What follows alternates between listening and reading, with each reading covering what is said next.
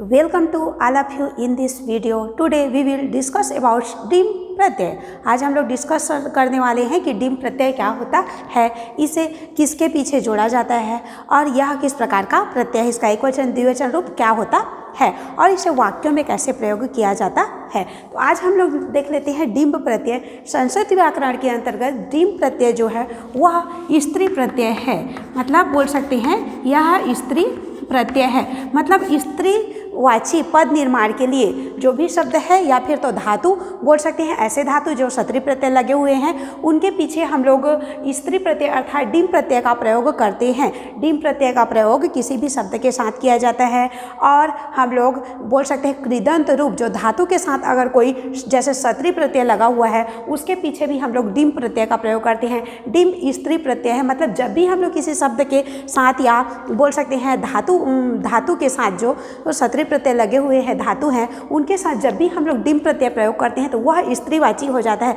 मतलब स्त्री के लिए प्रयोग किया जाता है। और सीधा बोलना चाहें तो हम लोग स्त्रीवाची शब्द निर्माण के लिए जब कोई भी पुल्लिंग या नपुंसक लिंग है उसे स्त्रीलिंग बनाने के लिए डिम प्रत्यय का प्रयोग करते हैं। अब देखिए ये तो हम लोगों का इंगिम्प लिखा हुआ है, इंगिम्प या डिम्प बोल सकते हैं, इसको हम लोग इंगिम्प बोल सकते हैं, डिम्प बोल सकते हैं या डिप बोल सकते हैं। अब यहाँ पर देखेंगे जब भी हम लोग डिप प्रत्यय प्रयोग करते हैं किसी भी शब्द के पीछे या बोल सकते हैं कृदंत के पीछे हम लोग जब भी या तद्धितांत के पीछे भी इसको प्रयोग किया जाता है। जब भी हम लोग डिम प्रत्यय प्रयोग करते हैं किसी शब्द के पीछे में तो इसमें सिर्फ इसमें अंगा जो है कट जाता है, प जो है वो भी कट जाता है, बल्कि ई सिर्फ ई ही जुड़ता है।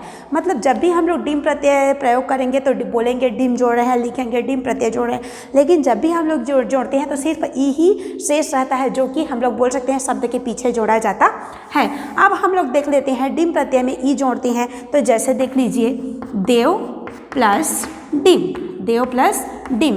ध्यान रखेंगे कि हम लोग जब भी इसका प्रयोग करेंगे जब भी डिम लिखेंगे तो प के नीचे हलंत रहता है। तो देव प्लस डिम, तो इस जिस प्रकार से देखिए देव का देव हो गया, जब भी हम लोग डिम प्रत्यय प्रयोग करते हैं तो उसमें सिर्फ ई को ही जोड़ा जाता है। ई की मात्रा बोल सकते हैं या बड़ा ई लिख सकते हैं। तो इस प्रकार से हम लोग का यह हो जाएगा देवी। तो इस प्रकार से यह देव बोलने से पुल्लिंग हो गया, लेकिन देवी बोलने से हम लोगों का स्त्रीलिंग। तो स्त्रीलिंग पद निर्माण के लिए, स्त्रीलिंग तद्धितांत निर्माण के लिए या पद निर्माण के लिए हम लोग डिम प्रत्यय का प्रयोग करते हैं। और जो भी शब्द होता है, जो भी शब्द निर्मित होता है वह हम लोगों का स्त्रीलिंग के रूप में प्रयुक्त होता है। अब यहाँ पर देख लेते हैं जैसे हमें दे दिया गया है डिम्प प्रत्यय, जैसे दे दिया है देवी, इसमें बोला गया है कि शब्द और प्रत्यय को अलग करो, शब्द और प्रत्यय को अलग करो। तो जैसे हम लोग के एग्जाम पे आता है शब्द और प्रत्यय को अलग करो, तो इसमें शब्द है देव प्लस यहाँ पर लिखना पड़ेगा डिम्प। इस प्रकार से हम लोग इसमें शब्द और प्रत्यय को अलग करेंगे या बोल सकते हैं प्रकृति और प्रत्यय। तो यहाँ पर ध्यान देंगे कि प के नीचे हलन डालना पड़ेगा, चूँकि हम लोग देवी में ई ही जुड़ा हुआ है, हम लोग पास ई ही जुड़ा हुआ है, लेकिन हम लोग लिखेंगे कि डिम्प जुड़ा हुआ है क्योंकि ई प्रत्यय नहीं है, इसमें डिम्प प्रत्यय है। अब यहाँ पर हम लोग देख लेते हैं जो डिम्ब प्रत्यय है, डिम्ब प्रत्यय किन किन शब्दों में जोड़े जाते हैं, कैसे किस प्रकार से जोड़े जाते हैं। तो हम लोग देख लेते हैं कि कोई भी पुल्लिंग शब्द हो या नपुंसक लिंग शब्द हो उसके पीछे हम लोग डिम्ब प्रत्यय का प्रयोग करते हैं। जैसे देव से देवी हो गया, देव प्लस डिम्प इक्वल देवी, तरुण प्लस डिम्प इक्वल तरुणी। तो इस प्रकार हम लोग शब्द के पीछे जोड़ते हैं। और दूसरा देख लेते हैं पुल्लिंग शब्द को, मतलब शब्द के पीछे पुल्लिंग शब्द को स्त्रीलिंग निर्माण के लिए हम लोग डिम्ब प्रत्यय का प्रयोग करते हैं। उसके बाद देखिए मतुप और वतुप प्रत्यय लगे हुए, मतुप और वतुप प्रत्यय लगे हुए जो शब्द हैं जैसे बुद्धिमान या संस्कृत में उसको बोल सकते हैं बुद्धिवत, इस प्रकार के शब्दों में भी हम लोग डिम्ब प्रत्यय स्त्रीलिंग बनाने के लिए करते हैं। उसके बाद सत्री प्रत्यय से समाप्त होने वाले कुछ शब्द, सत्री प्रत्यय से समाप्त होने वाले कुछ कृदंत रूप रहते हैं, उनके पीछे भी हम लोग डिम्ब प्रत्यय का प्रयोग करते हैं। री से समाप्त होने वाले शब्दों के साथ डिम्ब प्रत्यय का प्रयोग करते हैं। न से समाप्त होने वाले नकारांत शब्दों के साथ डिम्ब प्रत्यय का प्रयोग करते हैं। ठक प्रत्यय से समाप्त होने वाले जितने भी हम लोग के शब्द हैं उनके साथ हम लोग बोल सकते सकते हैं कि डिम प्रत्यय का प्रयोग करते हैं द्विगु समास से समाप्त होने वाले, मतलब द्विगु समास से बने हुए जो शब्द हैं उनके साथ भी हम लोग डिम प्रत्यय का प्रयोग करते हैं। और या प्रत्यय से समाप्त होने वाले कुछ शब्द हैं उनके साथ भी हम लोग डिम प्रत्यय का प्रयोग करते हैं। तो अब हम लोग सीरियल वाइज देख लेते हैं कि इसका प्रयोग कैसे करते हैं। पहले तो है सिंपल शब्दों में, कुछ शब्दों में पुल्लिंग शब्द में स्त्रीलिंग निर्माण के लिए या नपुंसक लिंग शब्दों में स्त्रीलिंग निर्माण के लिए हम लोग डिम प्रत्यय का प्रयोग करते हैं, जैसे देव प्लस डिम इक्वल देवी। और उस प्रकार से आयु से संबंधित कुछ शब्द हैं उनके साथ भी हम लोग डिम प्रत्यय का प्रयोग करते हैं, जैसे लिख लेते हैं कुमार प्लस डिम। तो ये हम लोगों का हो जाएगा, चूँकि डिम प्रत्यय में हम लोग ई ही प्रयुक्त करते हैं, ई ही जोड़ते हैं, तो ये हम लोगों का हो जाएगा कुमारी। कुमार प्लस डिम इक्वल कुमारी। मतलब यह आयु की अवस्था में भी इसको जोड़ा जाता है, जैसे कुमार बोलने से आयु की प्रथम अवस्था बोल सकते हैं, कुमार, किशोर, इस प्रकार से। जैसे आगे देख लेते हैं हम लोग, जैसे किशोर प्लस डिम, जैसे हम लोगों का हो गया किशोर प्लस डिम। तो इस प्रकार से चूंकि डिम प्रत्यय में ई ही जोड़ा जाता है तो ये हम लोग का हो जाएगा किशोरी। मतलब किशोर का हम लोग स्त्रीलिंग बनाते हैं तो यह हो जाएगा किशोरी। मतलब स्त्रीलिंग बनाने के लिए हम लोग डिम प्रत्यय का प्रयोग करते हैं। इसी प्रकार से अगला उदाहरण देख लेते हैं, जैसे तरुण है। तरुण पर हम लोग डिम प्रत्यय का प्रयोग करते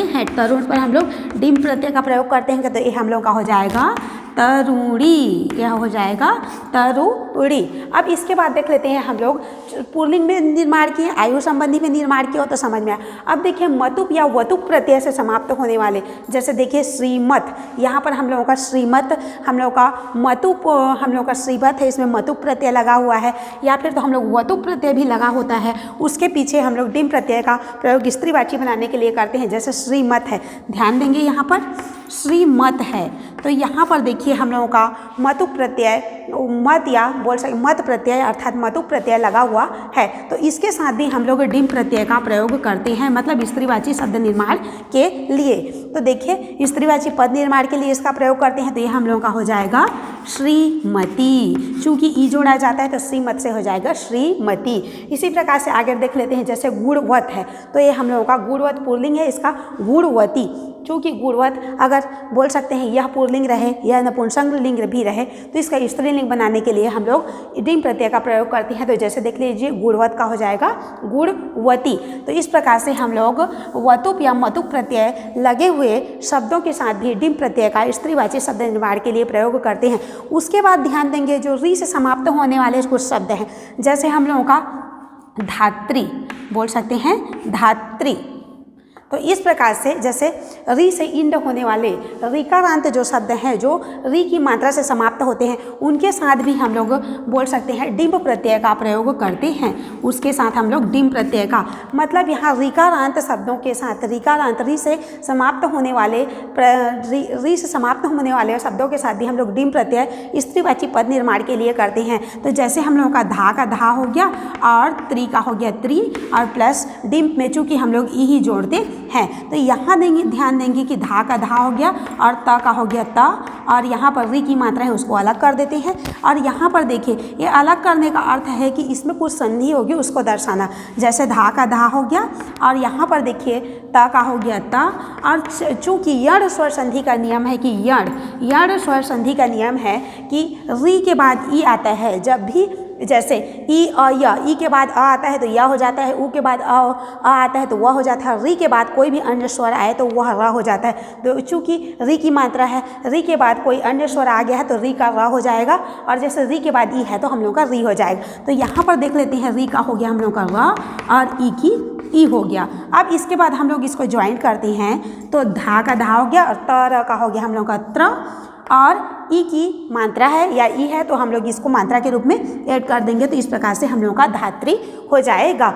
मतलब बोल सकते हैं ऋकारांत शब्दों के साथ भी हम लोग डिम्ब प्रत्यय का प्रयोग स्त्रीवाची बनाने के लिए करते हैं। जैसे धात्री प्लस डिम्ब है धात्री, तो ये जो री की मात्रा है वह यण स्वर संधि के नियम के तहत री के बाद कोई स्वर वर्ण आता है तो वह र में बदल जाता है, री जो है र में बदल जाता है। और इस प्रकार से हम लोग धा और त का त्र कर दिए और ई की मात्रा का ई की मात्रा डाल दिए। तो इस प्रकार से हम लोग स्त्रीवाची पद निर्माण के लिए यण स्वर संधि यह स्वर संधि का री, अगर री रहता है तो यह स्वर संधि का प्रयोग करते हुए डिम प्रत्यय का प्रयोग करते हैं। अब यहाँ पर उसी प्रकार से और उदाहरण देख लेते हैं। जैसे कर्तरी है, हमारे पास है कर्तरी। कर्तरी पे अगर हम लोग डिम्ब प्रत्यय प्रयोग करेंगे तो यहाँ पर देखिए क का क हो गया और र है यहाँ पर ऊपर पे, जैसे करत्री, कर्तरी है हम लोगों के पास, तो जैसे क और त का त और ऊपर में र है उसको हम लोग लिख देते हैं कर्त्र। अब देखिए री की मात्रा भी है हमारे पास, ऊपर वाला र को तो ऐड कर दी है, त को यहाँ ऐड कर दिए हैं और यहाँ पर देखेंगे क का क है और यहाँ री की मात्रा है उसको हम लोग अलग कर दिए। अब यहाँ पर देखिए चूँकि डिम्ब प्रत्यय में सिर्फ ई जोड़ा जाता है तो अब यहाँ ध्यान देंगे क और ए त और री, जैसे कर्त्र का कर्त्र लिख दिए हम लोग और री के बाद कोई भी अन्य स्वर आता है तो यह स्वर संधि के अंतर्गत वह री के बाद कोई भी अन्य स्वर आता है तो वह र बन जाता है और ई का हो गया हम लोग का ई। अब देखते हैं क और त और र का हो जाएगा त्र और ऊपर की मात्रा को ऊपर ही ऐड करेंगे और ई है तो हम लोग इसको डाल देते हैं कर्त्री। तो इस प्रकार से हम लोगों का शब्द बना कर्त्री।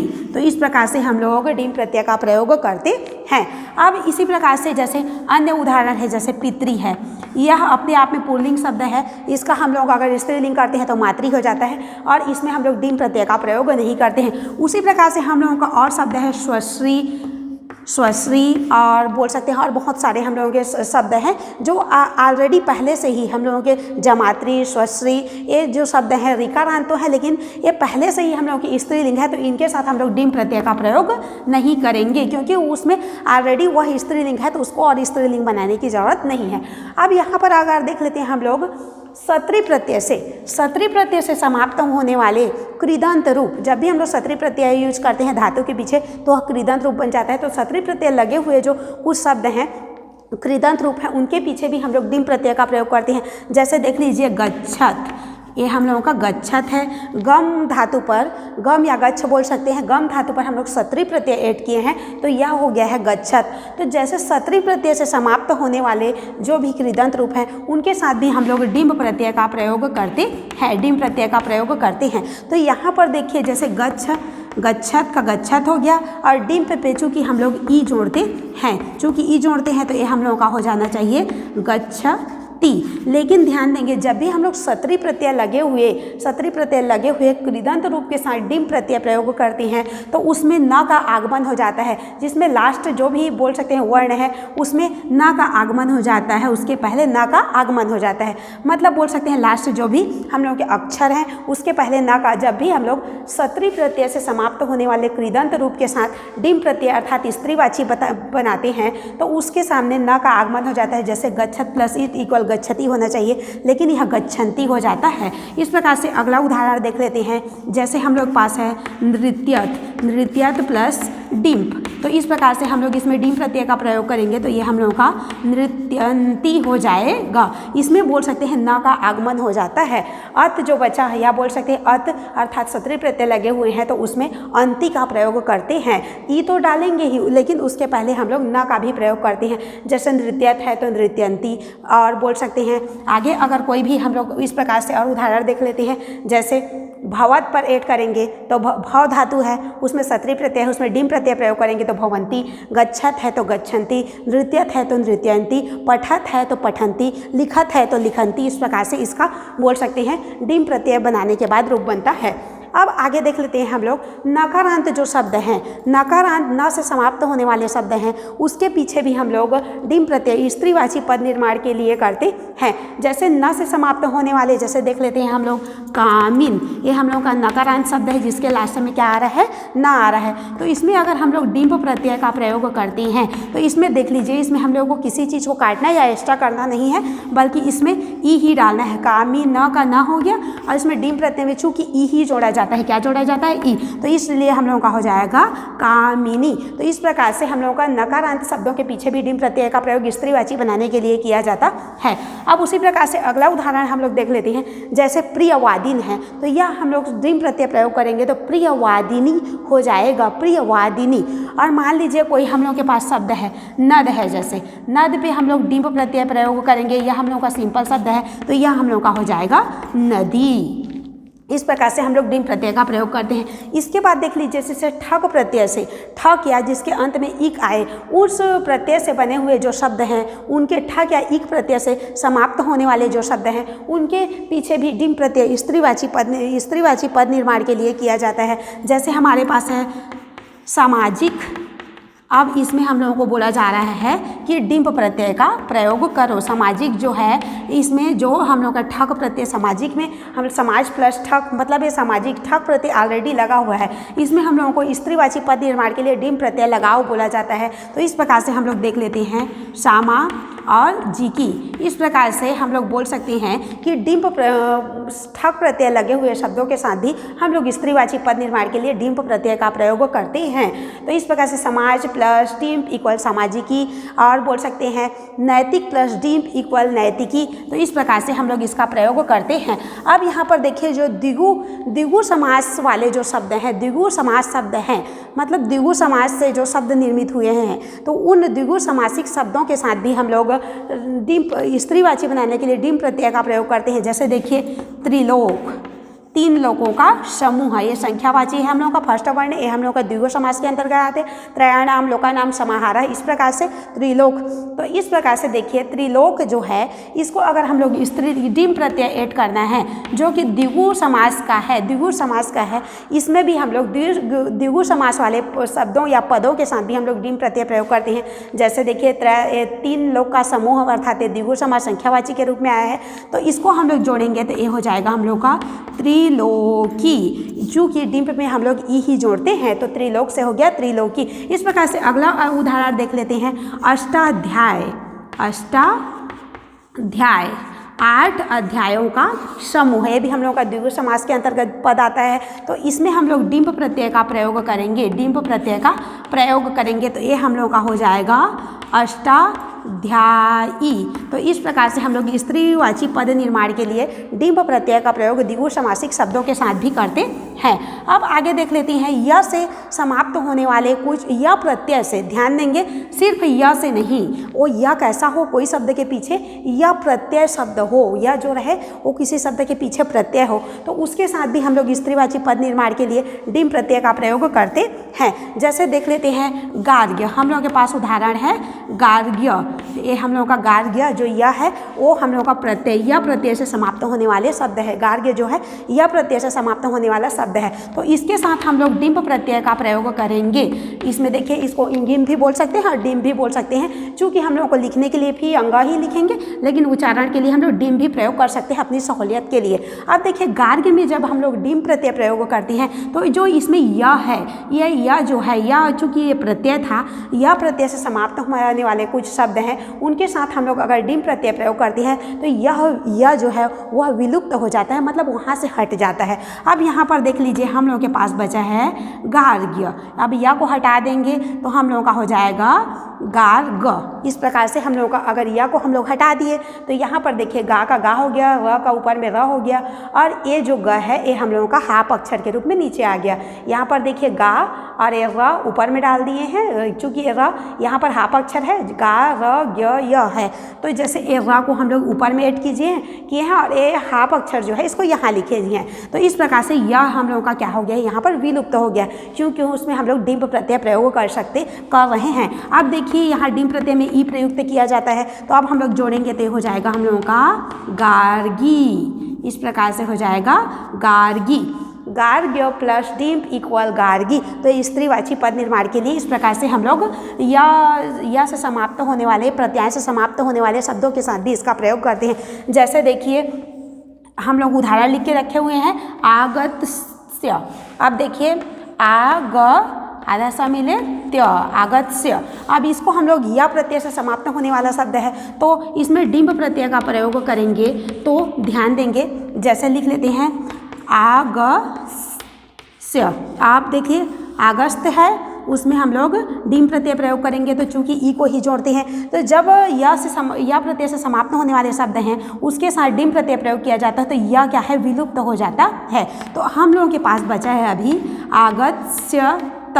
यहाँ पर देखिए आगत्य त बचा और यह विलुप्त हो गया। अब इसके बाद ई प्रत्यय प्रयोग करेंगे, डिंप के अंतर्गत ई को जोड़ेंगे, तो ये हम लोगों का हो जाएगा आगस्त्री, आगस्ती, इस प्रकार से हो जाएगा। आगस्य में हम लोग जोड़ेंगे तो आगस्ती। इस प्रकार से हम लोग इस प्रत्यय का प्रयोग करते हैं। अब हम लोग सीखे कि डिंप प्रत्यय स्त्रीवाची प्रत्यय है। कोई भी शब्द के पीछे हम लोग डिंप प्रत्यय स्त्रीवाची पद निर्माण के लिए करते हैं, चाहे वह शब्द पुल्लिंग कोई भी शब्द हो, मतुप या वतुप प्रत्यय से समाप्त होने वाले शब्द हो, या सत्री प्रत्यय से और उसके बाद देख लीजिए कोई भी ऋकारांत शब्द हो या कोई भी नकारांत शब्द हो, इसके पीछे जोड़ते हैं। और उसके बाद कोई भी धातु या कृदंत रूप जो सत्री प्रत्यय से समाप्त होने वाले हैं, उनके साथ भी हम लोग डिंप प्रत्यय का प्रयोग करते हैं। द्विगुवचन ठग प्रत्यय से समाप्त होने वाले शब्दों के साथ भी हम लोग डिंप प्रत्यय स्त्रीवाची पद निर्माण के लिए करते हैं। द्विगु समास वाले शब्द हैं, उनके साथ भी हम लोग स्त्रीवाची पद निर्माण के लिए डिंप प्रत्यय का प्रयोग करते हैं। और यह से जो यह प्रत्यय से समाप्त होने वाले जो शब्द हैं, उनके साथ भी हम लोग डिंप प्रत्यय का प्रयोग करते हैं। तो अब हम लोगों ने सीखा देव प्लस डिंप इक्वल देवी, तरुण प्लस डिंप इक्वल तरुणी, श्रीमत प्लस इंग इक्वल श्रीमती, गुणवत प्लस डिंप इक्वल गुणवती, भवत प्लस डिंप इक्वल भवंती, गच्छत प्लस डिंप इक्वल गच्छन्ति, धात्री प्लस डिंप इक्वल धात्री, और यहाँ पर देखिए कर्त्री प्लस डिंप इक्वल कर्त्री, और कामिन प्लस डिंप इक्वल कामिनी, और प्रियवादिन प्लस डिंप इक्वल प्रियवादिनी। इस प्रकार से हम लोग इसका स्त्रीवाची पद निर्माण करते हैं। अब यहाँ पर देखिए, जब भी हम लोग ये देवी, तरुणी, श्रीमती जो भी शब्द निर्मित हुआ है, जो भी शब्द निर्मित हुआ तो स्त्रीलिंग हो गया, एक वचन रूप हो गया। स्त्रीलिंग एक वचन, प्रथमा विभक्ति का एक वचन।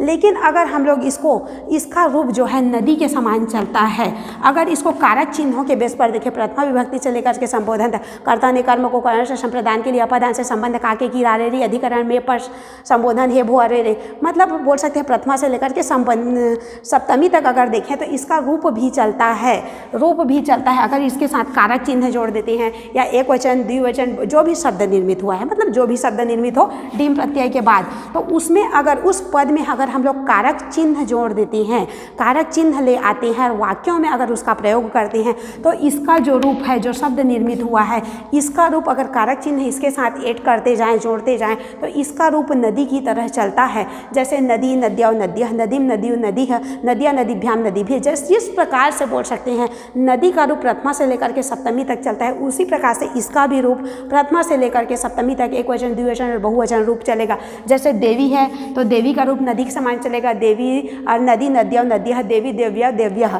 इस प्रकार से इसका रूप चलेगा। तरुणी है तो पर भी उसका रूप जैसे नदी का रूप नदी, नद्या, नद्यः चलता है, नदी, नदी, नद्या, नद्यः, नदीम, नदी, नदी, नदी, नद्या, नद्यः, नदीम, नद्या, नदीः। इस प्रकार से चलता है, उसी प्रकार से इसका भी रूप चलेगा। अब हम लोग इसको सेंटेंस पे कैसे प्रयोग करते हैं उसको देख लेते हैं। वाक्यों में कैसे इसका यूज किया जाता है, एक दो सिंपल वाक्यों को देख लेते हैं कि इसका प्रयोग कैसे किया जाता है। जैसे मैं बोल देती हूँ शह, शह मतलब होता है जैसे सा, और बोल सकते हैं जैसे हम लोगों के दे दी है खाली स्थान, और यहाँ पर देव प्लस डिंप प्रत्यय का प्रयोग करो बोला गया है। सा और हम लोगों का ब्लैंक दे दिया है, देव प्लस डिंप और अस्ति।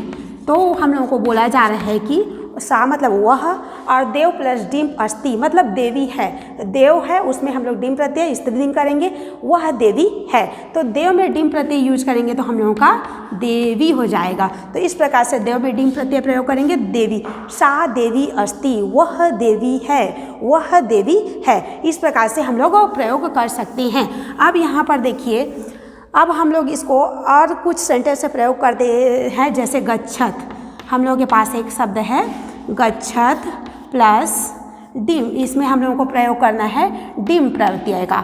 गच्छत प्लस डिम, गच्छत प्लस डिम, और हम लोगों को इसको कोष्ठक में दे दिया है, और इधर ब्लैंक दे दिया है, और यहाँ पर दे दी है महिला, महिला दे दिया है। अब ये हम लोग का सेंटेंस हो गया है। और बोला है गच्छत मतलब होता है जाता हुआ।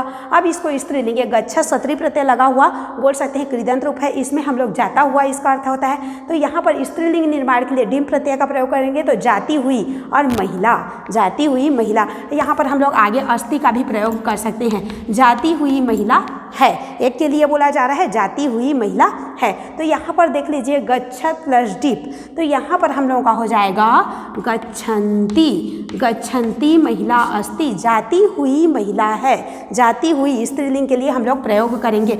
अगर हम लोग बोल देते हैं कोई भी शब्द बोल सकते हैं, हम लोग बोल सकते हैं कि कोई भी कारक चिन्ह अगर ऐड कर देते हैं तो इसका रूप कैसे बच जाता है। जैसे मैं बोली नदी, को, नदी को, जैसे मैं बोली हूँ नदी को, तो देखिए नद में हम लोगों को नद में हम लोगों को डिम्ब प्रत्यय प्रयोग करो बोला गया है, और उसके साथ हम लोगों का को, नदी को, तो नद में हम लोग डिम्ब प्रत्यय प्रयोग करेंगे और उसके साथ हम लोग को प्रत्यय का भी प्रयोग करेंगे, मतलब को के लिए जो भी प्रत्यय है उसका प्रयोग करेंगे। तो यहाँ पर देखिए नदी को बोला गया है, तो नद में डिम्ब प्रत्यय यूज करेंगे तो हम लोग का नदी हो गया, और नदी को बोला गया है, नदी को, तो कर्ता ने कर्म को द्वितीय विभक्ति और एक वचन, द्वितीय विभक्ति एक वचन, तो नदी का रूप द्वितीय विभक्ति नदी, नद्या, नद्या, नदीम, द्वितीय विभक्ति में हम लोगों का एक वचन हो जाएगा नदीम, तो इस प्रकार से यह हो जाएगा नदीम, नदीम। अब इसको अगर सेंटेंस में हम लोग को यूज करना है, वह नदी, नदी को, नदी को के लिए नदीम हो गया हम लोगों का, और इस प्रकार से अगर हम लोग नदी में प्रयोग करते हैं, नदी में, तो ये हम लोगों का हो जाएगा नद्याम, नदी में प्रयोग किए तो इसमें सत्री प्रत्यय ऐड करेंगे, तो पहले हम लोगों का नद का हो जाएगा, देखिए नद में डिम प्रत्यय प्रयोग करेंगे तो हम लोगों का हो जाएगा नदी, और नदी में हम लोगों के में डालना है, में, वह नदी में गया, जैसे मैं बोल देती हूँ सह, सह, वह या सा नदी, और जैसे मैं बोल देती हूँ गया, वह सा नदी, वह नदी में गया, जैसे हिंदी में लिखा जाता है वह नदी में गया।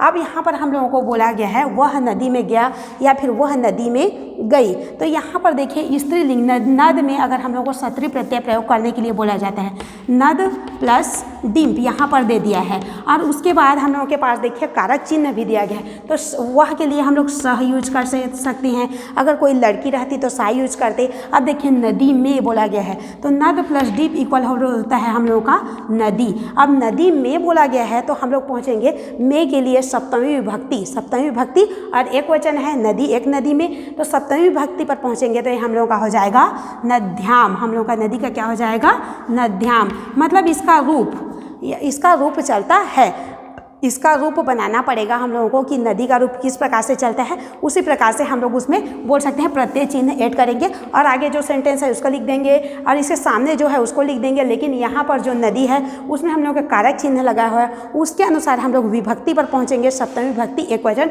और नदी का रूप सप्तमी विभक्ति एक वचन लिखेंगे। अब इस प्रकार से अगर कोई सेंटेंस हम लोगों को दे दिया गया है जैसे प्रियवादिन, अब यहाँ पर देखिए जैसे प्रियवादिन, यहाँ पर देखेंगे प्रियवादिन प्लस डिम्प और दे दिया है स्त्री अस्ति। यहाँ पर हम लोगों का एक उदाहरण है प्रियवादिन प्लस डिम्प स्त्री। अब इसको बोला जा रहा है कि एक सेंटेंस है, ये जो यहाँ पर ब्लैंक है बोल दीजिए, जैसे ब्लैंक है इसमें हम लोगों को प्रियवादिन में डिम प्रत्यय लगाना है और उसके आगे सेंटेंस का पद दिया हुआ है, तो ये हम लोगों का हो जाएगा प्रियवादिनी, प्रियवादिनी, और स्त्री का हो गया स्त्री और अस्ति का हो जाएगा अस्ति, प्रियवादिनी स्त्री अस्ति। इस प्रकार से हम लोग इसका प्रयोग करेंगे, लेकिन यहाँ पर ध्यान देंगे कि कोई भी कारक चिन्ह नहीं है तो यहाँ पर कारक चिन्ह का प्रयोग नहीं करेंगे। अगर कोई भी कारक चिन्ह यहाँ पर दे दिया रहता तो या फिर हम लोग सेंटेंस को पढ़ते तो कोई भी कारक चिन्ह आता तो उसमें हम लोग नदी का जैसे रूप चलता है उसी प्रकार से प्रियवादिनी का रूप भी उस प्रकार से हम लोग प्रयोग करते, तो यहाँ से हम लोगों का डिम्प प्रत्यय पूर्ण होता है। Thank you.